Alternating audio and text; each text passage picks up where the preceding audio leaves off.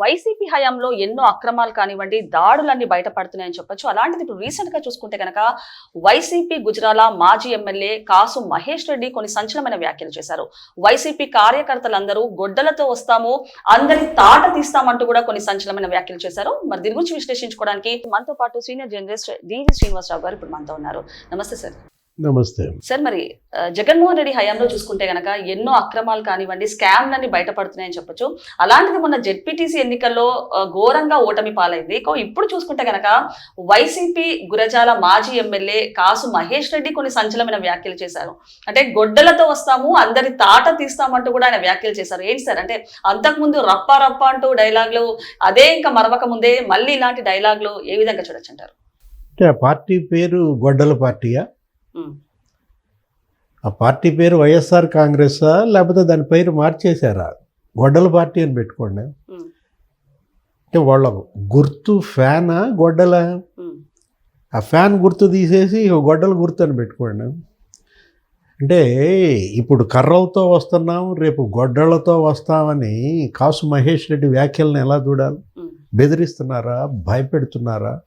ఈ బెదిరింపులు, ఈ భయం వల్లే కదా మీరు ఘోరంగా ఓడిపోయింది. 151 నుంచి 11కు పడిపోయిన వాళ్ళల్లో మార్పు రాకపోతే అంటే భయపెట్టి ఓట్లు ఎంచుకుంటారా? కాసు మహేష్ రెడ్డి అతనేంటి? కాసు కృష్ణారెడ్డి కొడుకు, కాసు బ్రహ్మానందరెడ్డి మనవడు. వాళ్ళ తాత ముఖ్యమంత్రిగా పనిచేశాడు, వాళ్ళ నాన్న మంత్రిగా పనిచేశాడు, నువ్వు ఎమ్మెల్యేగా చేశావు. ఈ మాటలా నీ నోటి నుంచి వచ్చేది? అంటే ఈ మాటల ద్వారా నీ కార్యకర్తల్లో మొరాలిటీ బిల్డప్ చేద్దామనా, లేకపోతే ఓటర్లని భయపెడదామనా? ఆ రెండోదే కనపడుతుంది. ఇప్పుడు ఎక్కడో చూసా ఈరోజు ఒక వార్త. ఏంటి, కడప జిల్లాలో అక్కడ ఎర్రగుంట్ల మండలం ఏదో ఊళ్ళో వినాయకుడి విగ్రహం ఆవిష్కరణ, ఊరేగింపు, వినాయక చవితి పండుగ సందర్భంగా ఆ విగ్రహం పైనే గొడ్డలు గుర్తేశారు. అరే, వినాయకుడి విగ్రహం ఏంటి, చేతిలో ఉండ్రాళ్ళు అవి ఉండాల్సిందే, ఆ వినాయకుడి మీద గొడ్డల. మనుషులతో రాజకీయాలు పక్కన పెడితే దేవుడితో కూడా రాజకీయాలు ఆడుతున్నారంటారా సార్? అంటే ఇప్పుడు వినాయకుడి విగ్రహం పైన 2.0 రప్ప రప్ప అని గొడ్డలు గుర్తేస్తే వీళ్ళని ఏం చెప్పాలి? ఆ విగ్రహాన్ని పైకి కిందకి ఎగరేసుకుంటూ రప్ప రప్ప అని స్లోగన్స్. అంటే ఒక ఉన్మాదం కనపడుతుంది, ఒక పిచ్చి కనపడుతుంది. ఇప్పుడు అసలు ఏంటి సైకో? ఇది ఒక సైకోల పార్టీయా? ఇప్పుడు గతంలో ఎన్నికల ప్రచారంలో యువగళం పాదయాత్రలో నారా లోకేష్, ఇప్పుడు చంద్రబాబు, లేకపోతే పవన్ కళ్యాణ్ సైకో పోవాలి అనేవాళ్ళు. ఇప్పుడు సైకో పోవాలి, సైకిల్ రావాలి అని చెప్పి తెలుగుదేశం మరి స్లోగన్స్ గుర్తొస్తున్నాయి. ఇప్పుడు మనం తీసుకున్నట్లయితే అక్కడెక్కడో ఫ్లెక్సీ పెట్టారు ఫస్ట్ టైం. ఏది, రప్ప రప్ప అనే ఫ్లెక్సీ ఏదో ఎక్కడో ఒక చోట పిచ్చోడు పెట్టాడు. పెడితే దాని మీద జగన్మోహన్ రెడ్డి మాట్లాడుతూ ప్రెస్ మీట్లో ఏంటంట, పెడితే తప్పేంటప్ప, రప్ప రప్ప ఏదో సినిమాలో డైలాగు, అది పెట్టుకున్నంత మాత్రాన తప్ప అని అతను సమర్థించటం. ఇక అది అసలు వాళ్ళకి, ఆ పార్టీకి అదొక సిద్ధాంతం అయిపోయింది. నువ్వు 5 ఏళ్ళు జగన్మోహన్ రెడ్డికి అధికారం ఇచ్చారు, జనం తప్పు చేయలేదు. నువ్వు కాళ్ళు పట్టుకున్నావు, గడ్డాలు పట్టుకున్నావు, తలలు నిమిరావు, బుగ్గలు నిమిరావు. నీకు ఓటేస్తే 151 సీట్లు ఇస్తే వాళ్ళ నమ్మకాన్ని నిలబెట్టావా? నువ్వు నీకు ఛాన్స్ ఇవ్వకపోతే జనాంది తప్పు. నీకు ఛాన్స్ ఇచ్చినా కూడా నువ్వేం చేసావు? మిస్యూజ్ చేసుకున్నావు.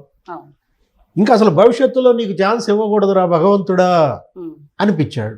అలాంటి పరిపాలన చేసి ఇంకా గొడ్డలతో వస్తాం, నరుకుతాం, చంపుతాం. చంపుడు పార్టీయా? నరుకుడు పార్టీయా? నువ్వు ఒకటి, ఆ 5 ఏళ్ళు జగన్మోహన్ రెడ్డి హయాంలో నరకం చూశారు. బీసీలు, ఎస్సీలు, ఎస్టీలు, ముస్లిమ్స్, మైనారిటీలు దమనకాండ. నందన్ సుబ్బయ్య అని చెప్పి ఆ పొద్దుటూరులో ఒక బీసీ, ఆ ఇళ్ల స్థలాల్లో ఏదో అవినీతి జరిగిందని చెప్పి అతను ఏదో మాట్లాడితే అక్కడ ఎక్కడైతే మాట్లాడాడో అదే ఇళ్ల స్థలాల్లో నరికి చంపారు. ఆ గొళ్ళపాడులో వెల్దుర్తి తోట చంద్రయ్య అనే అతను తెలుగుదేశం కార్యకర్త, అతనితో జై జగన్ అంటావా సస్తావా? అతను అనలేదు. అతను గుండెల మీద కూర్చుని పడినే గొంతు రప్ప రప్ప కోసేశారు. చచ్చిపోతూ కూడా జై చంద్రబాబు అన్నాడంట. అంటే ఇప్పుడు మీరు భయపెడితే వాళ్ళు భయపడతారా? ఇప్పుడు ఒకటి వాళ్ళ చంద్రయ్య కుటుంబం, ఆయన కొడుకు కూడా ఏదో ప్రభుత్వ ఉద్యోగం ఇచ్చినట్టుంది ప్రభుత్వం. రే కడపలో వెటర్నరీ డాక్టర్ అచ్చెన్నని నరికి చంపారు. విజయనగరంలో టీచర్ కృష్ణ మాస్టర్ని నరికి చంపారు. అరే ఎంతమంది అటు ఎస్సీలు ఎస్టీలు ఒక్క బీసీలనే 200 మందిని చంపారంట 5 ఏళ్లలో. జగన్మోహన్ రెడ్డి పరిపాలనలో ఆ లా అండ్ ఆర్డర్ పైన ఆంధ్రప్రదేశ్ ప్రభుత్వం వేసిన శ్వేతపత్రం చూస్తే 2500 మంది మహిళలను చంపారు. రే ఎస్సీలు 200 మందిని చంపారు, ఎస్టీలు 58 మందిని చంపారు. అంటే ఏంటి చంపితే ఏంటి అంటే చంపటం ద్వారా అడ్డు తొలగించుకోవటమా? చిన్నాన్న కిరాతకంగా చంపారు. ఎవరిని? వివేకానంద రెడ్డి లోక్సభ సీటుకు అడ్డం వస్తున్నాడని చెప్పి వైఎస్ వివేకానంద రెడ్డి ముఖ్యమంత్రి తమ్ముడు, ఆయన ఎవరు? రాజశేఖర రెడ్డికి తమ్ముడు. ఇతనికి సొంత బాబాయ్ ఎవరికి? జగన్మోహన్ రెడ్డికి. అసలు వాళ్ళిద్దరిని అన్నదమ్ములు అని చెప్పుకునేవాళ్ళు. ఏది రామలక్ష్మణులు అని చెప్పుకునేవాళ్ళు. రాజశేఖర రెడ్డి పార్లమెంట్కి వెళ్తే వివేకానంద రెడ్డి అసెంబ్లీ పంచుకునేవాళ్ళు. రాజశేఖర రెడ్డి అసెంబ్లీకి వస్తే వివేకానంద రెడ్డి పార్లమెంట్కి వెళ్ళేవాడు. అలాంటి వివేకానంద రెడ్డిని నరికి చంపారు. ఇప్పటికీ అతని ఆత్మ ఇళ్లను వెంటాడుతోంది. సునీత న్యాయ పోరాటం 6 ఏళ్ళు 7 ఏళ్ళుగా చేస్తారు. అవినాష్ రెడ్డి, భాస్కర్ రెడ్డి, దేవిరెడ్డి శివశంకర్ రెడ్డి వీళ్ళందరూ అరెస్ట్ అయ్యి జైలుకి వెళ్ళారు. సార్ ఇంకొకటి, పులివెందుల వైఎస్ఆర్కి కంచుకోట అని చెప్పొచ్చు. అలాంటిది సొంత వర్గం వాళ్ళు వైసీపీ నేతలు జగన్మోహన్ రెడ్డిని కలవాలంటే విఐపి పాస్లు కావాలనే వార్తలు ఇప్పుడు సంచలనంగా మారాయని చెప్పొచ్చు. దీన్ని ఏ విధంగా చూడొచ్చు అంటారు? అంటే ఇప్పుడు ఆ పాసులు తీసుకోకపోతే నరుకుతారా?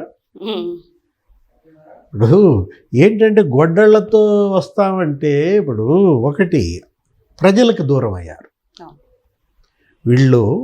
వైఎస్ఆర్ కాంగ్రెస్ పార్టీ నాయకులు కానీ లేకపోతే మంత్రులుగా పనిచేసిన వాళ్ళు, ఎమ్మెల్యేలుగా పనిచేసిన వాళ్ళు ఏమైపోయారు? ఎక్కడున్నారు? పారిపోతారా? వీళ్ళు మీరు చేసిన తప్పులు, అవినీతి కుంభకోణాలు, లేకపోతే ఈ నరుకుడు, ఈ చంపుడు కేసులు పెడుతున్నారు. కేసులు పెడితే పారిపోతారా? అసలు ఇదెక్కడి పరారీ పార్టీ?